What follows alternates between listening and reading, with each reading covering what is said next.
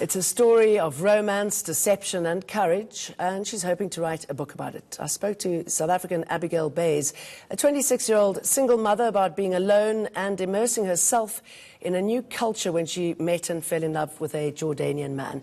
A man who mentally and eventually physically abused her, which led to a dramatic escape home. This is her story. Abigail, amazing story of yours, of deception and lies and cultural intrigue and, escaping to safety. Let's start off at the beginning and work your way through how you got to Jordan. Tell us about this man you fell in love with. I think the beginning always starts with romance, and that is definitely how my story started. So I had my first job. I just graduated and I was young, naive, full of energy, full of curiosity, and I met a very gorgeous, exotic man. And I just started working in finance, and there was always that in a part of me, I think, as a lot of young graduates feel, that you're not quite sure exactly what you want to do. And I met a man who I fell in love with really instantly. And what was it about him that you found so exotic? Tariq was mysterious. He was very interested in me. He asked a lot of questions, and he had this uncanny ability to read me very well. And I hadn't met men who were able to actually get a grip of who I was very quickly. When I met him, I put a lot of emphasis on the fact that he was foreign and exotic. In my mind, that held value. I can now see that that is ridiculous, but at the time, because he was exotic, I saw him as more worthy in a way. And he had traveled the world. He had a lot of knowledge about different countries, different places, and so we had a lot to talk about. And he was fiercely intelligent, so we could have very high-level discussions that I found very attractive. Do you think you forgave him because he was so exotic, because he came from somewhere else? Did you think that you turned a blind eye because of that? Yes, I did. You do make a lot of allowances. If someone is from a different culture, you say, oh, they're from a different culture. So I wanted to be empathetic and understanding. So I didn't put boundaries in place from the very start. And we really just did have a very instant chemistry and connection from the very start. And he promised me the world. He promised me things that no other person had ever promised before. And he said them with such certainty that he was absolutely convinced he could give those things that he was promising. And he did possibly promise you his world, which was very different to your world. No, he didn't. So as a lot of young girls grow up, we were told that the Middle East is a dangerous place and that it's not safe for women. Tariq painted a very positive picture of Jordan specifically, and he told me a lot about the family life and the culture, it being quite a conservative place but very family orientated, and I come from a family orientated home, so I could see similarities. It didn't, the way he made it sound, it didn't seem so foreign. But also on the other hand, he said to me that he wanted a life of globalization. He wanted a multicultural home. He didn't want to live in Jordan his whole life. He'd spent holidays in America. He's traveled to other countries. He is open to living in a different country. So what I was promised was, come to Jordan just for a short time, just to meet my family, see where I come from, and if I don't like it, we will move somewhere else. And we spoke of countries like Australia and Canada, places that I knew a lot of South Africans had moved to. So we were planning this globalized life together, just with learning about Jordan first. So what happened? I mean, and it seemed, reading from your book, which you'd like to turn it into a book, what happened as soon as you got married, and why do you think these changes occurred? So I left quite quickly. Because of his culture, you aren't allowed to date. You aren't allowed to have long relationships or long engagements. You have to get married immediately. So there was a lot of pressure from the very beginning because we wanted to live together. So everything was rushed, which was, I look back now like a huge problem and not something I would ever advise anyone to do. But there was this huge rush to get married and to get everything done. So as I arrived in Jordan, that was that. From the very second day, we went to the court and we got married officially under Sharia law, which I'd underestimated the severity of what I was doing. I just thought, oh, we'll just get married and sign a piece of paper, and I thought that would... But what did you actually open yourself up for under Sharia? very, very tight legal restrictions that I had not been brought up with. I didn't understand Sharia law. I had not done my research, and I just thought marriage was signing a piece of paper, but in my mind it's a marriage of two souls. It's an agreement to build a life with someone. I didn't understand the complexity of legally binding myself under the Sharia system. Did you feel stripped of your rights when you did that? Only later, once I realized what I'd done. I did. When we arrived, it was exciting at first. Everyone was very kind to me. The Jordanians are, as a culture, very hospitable people, and Tariq had, in his culture, waited a long time to get married, so people were very excited to meet me, and I was the only foreign woman in that area at that time, and no one else in the family had ever married a foreign woman, so I was quite a novelty. Tariq, on one hand, was very proud. He had quite an arrogance about this, and I could see a huge pride, but it also turned into jealousy as well, because he wanted to look at me, but no one else was allowed to. And as we arrived, that marriage life synced in. But that's also not uncommon there, is it? I mean, that's one of the reasons you get covered for God and for your man. Yes, exactly. But even as I arrived, I went there with a deep respect for the culture. I understood. I'm marrying a man of a very strict Islamic family, a very conservative culture, and this is an Arab Islamic country. So I wanted to go there showing my respect for the culture and showing respect to the people, and I also understand the psychology of, if I arrive looking like you and adhering to your customs, I wanted to be accepted. So I went in there wanting people to be comfortable with me, and I knew that started with covering and dressing appropriately. So I arrived with a hijab, I arrived wearing very loose-fitting clothes, and then on my first shopping spree, I got my very first abaya. Whoa! Yeah, that was a culture shock. That was quite shocking. I mean, even putting it on just almost transforms you, doesn't it? It does. It does. It's hiding everything that you also used to showing. Yes, and exactly. Being proud of. Exactly, and the family were welcoming. I love food, and I love the Arab way of cooking. So getting to understand the Arab cuisine, and the very first weekend was Tariq's sister's wedding. So I got to see what a wedding would be like, and you see a lot of cultures and customs when you see two people get married. And now I'm experiencing my own cultural custom of getting married in this court system, and because I was foreign, it was more complicated, and I didn't understand, because everything was done in Arabic, and not everything was properly explained to me, and I didn't do my own research, so that was a fault on everyone, I think, including myself. And what I did find shocking was, as lovely as it was to be with the man that I loved, and we'd been doing a long-distance relationship for a long time, it was wonderful to see him and be able to touch him again, get to know his family, and then to finally be married was a huge thing for us, because in his culture, you are not allowed to be intimate before marriage, and Tariq was very strict on that. But we had issues from the very start.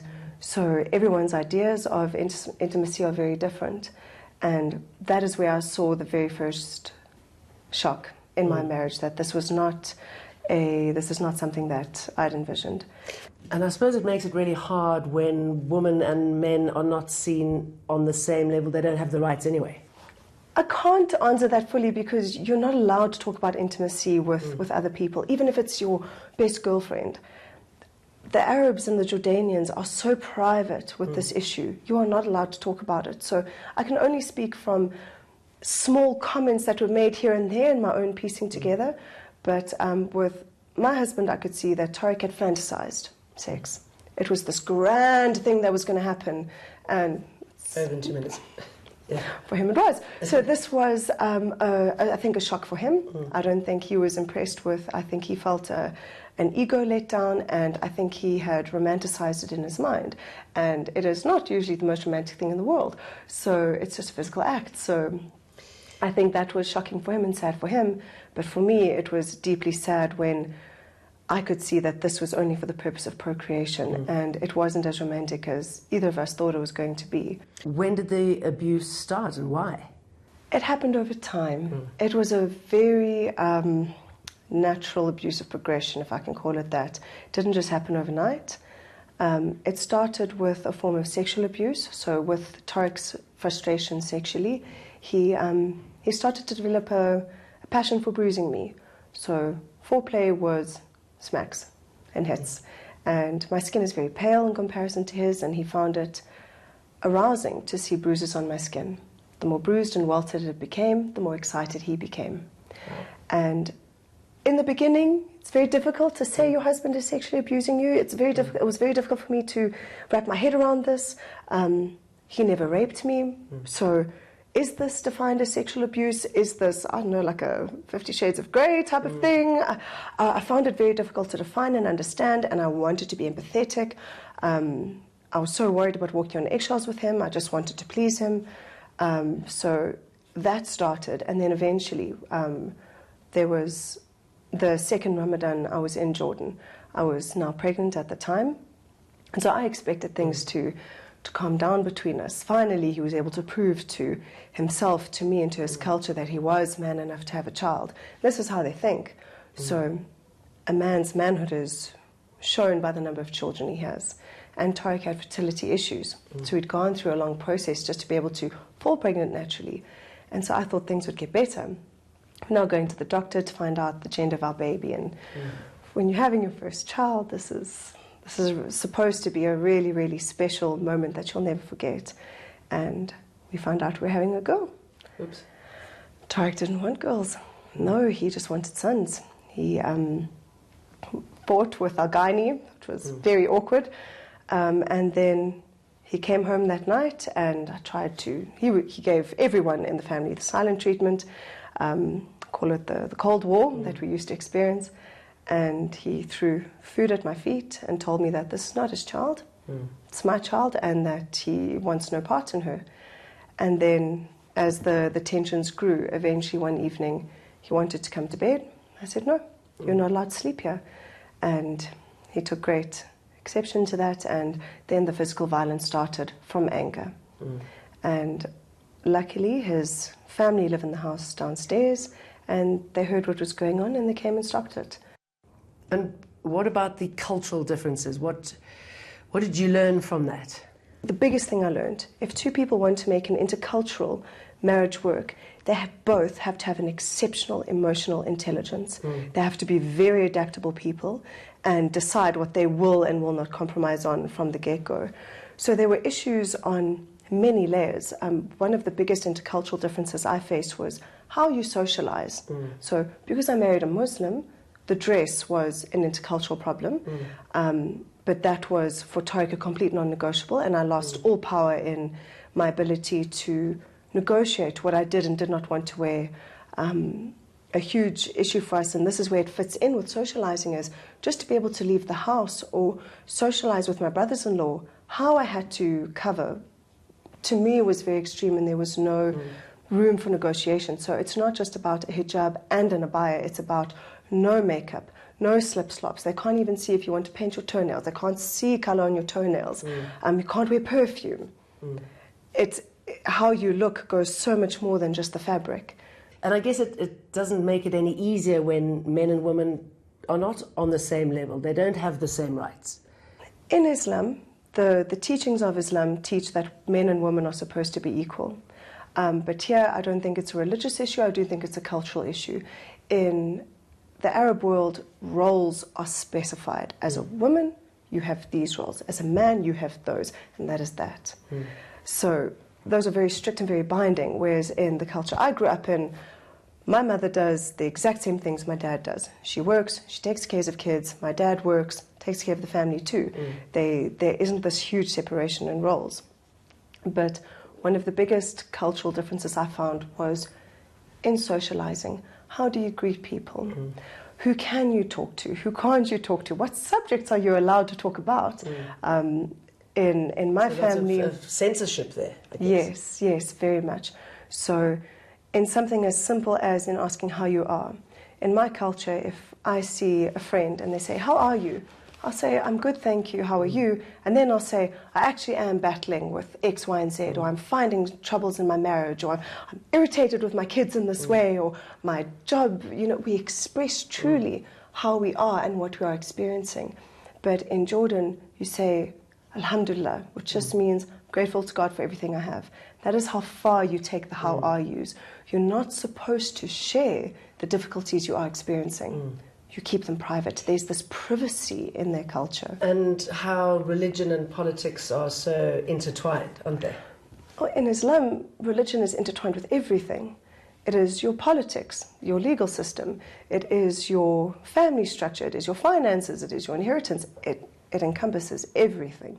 So I don't want to say I'm a political... I don't know everything there is to know about Arab politics, but that was a very fascinating thing to talk about Tariq with. It's one of the things that attracted to him was his interest in politics and knowledge of worldly affairs. His views on Facebook because of being frightened of being tracked down. Yes, so Tariq had a very political mind and was obsessed with politics. He was very interested in what was happening in the Arab world, and we had a lot of different views on it.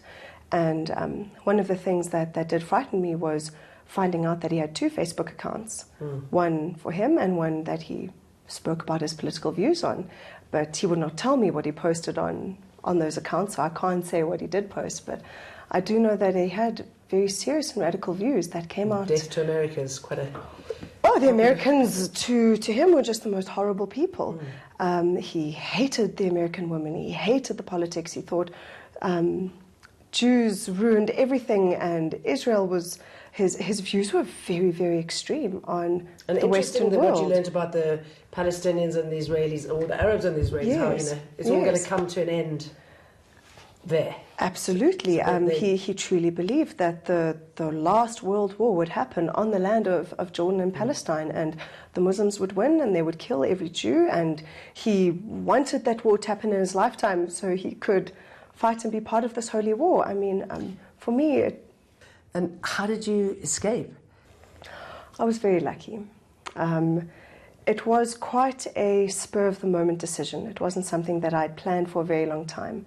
I'd come to... So my sister and my mother visited me in the August of 2017, and it rooted me. It rooted me seeing my family again. It rooted me, them seeing the shock of how I was living, the country we were living, how third world it was. And they just asked me questions. Do you see your daughter growing up here?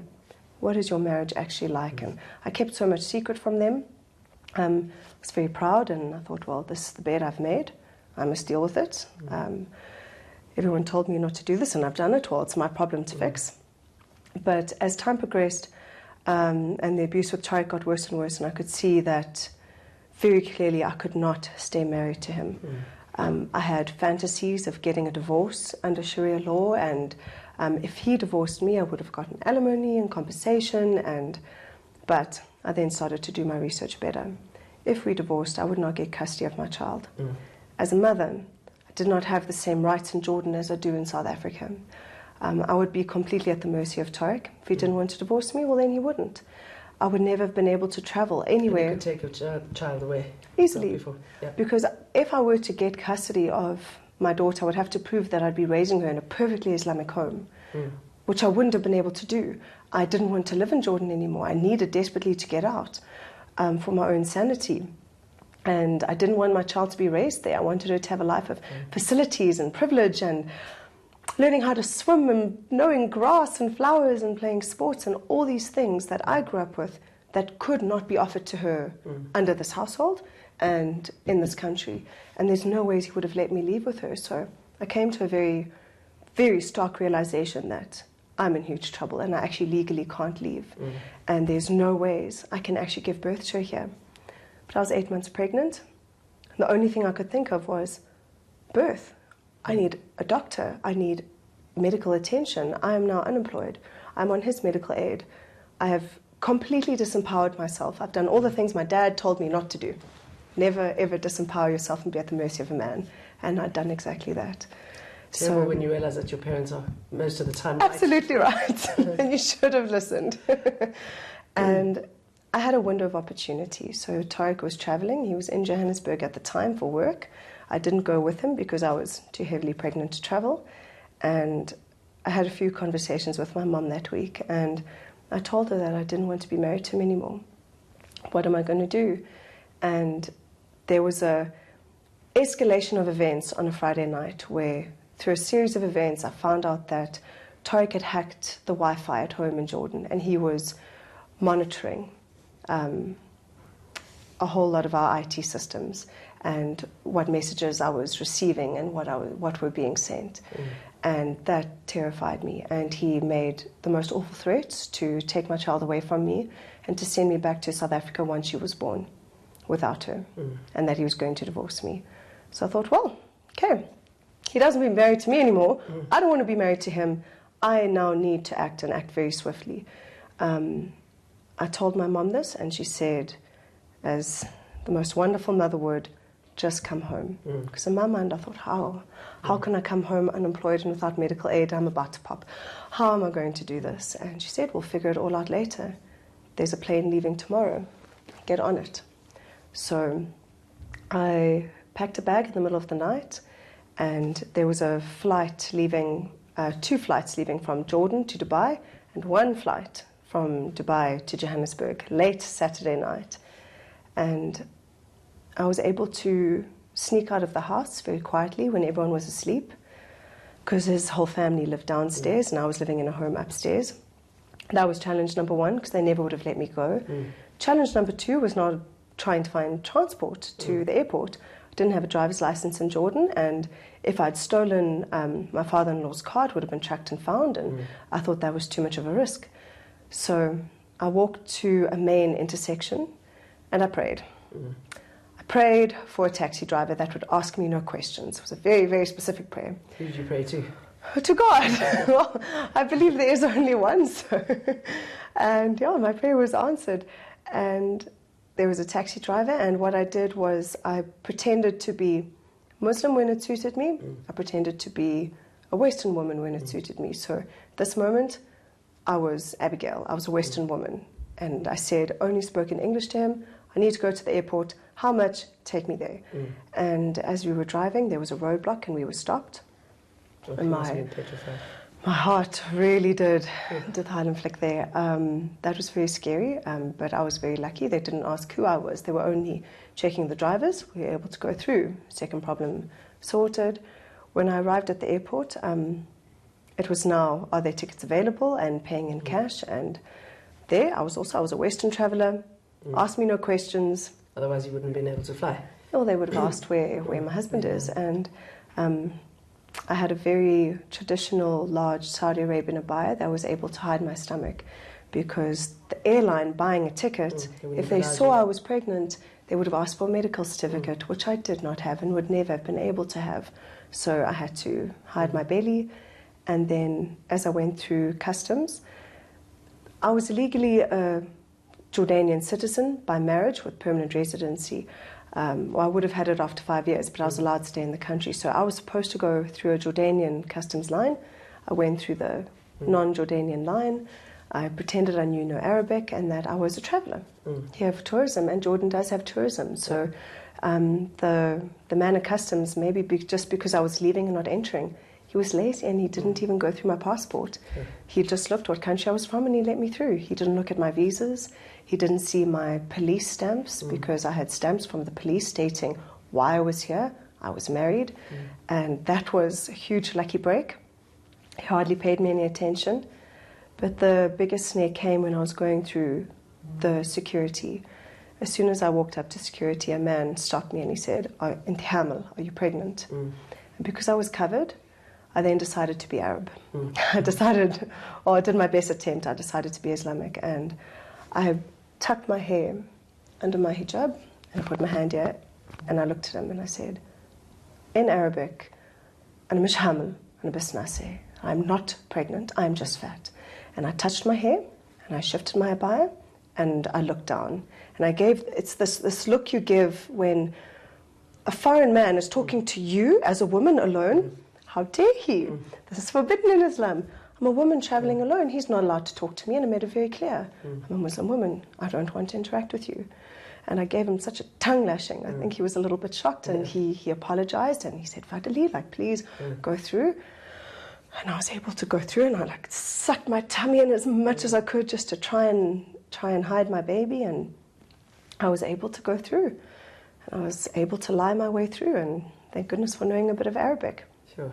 And then waiting at the gate to board, I was able to get on an earlier flight from Jordan to Dubai.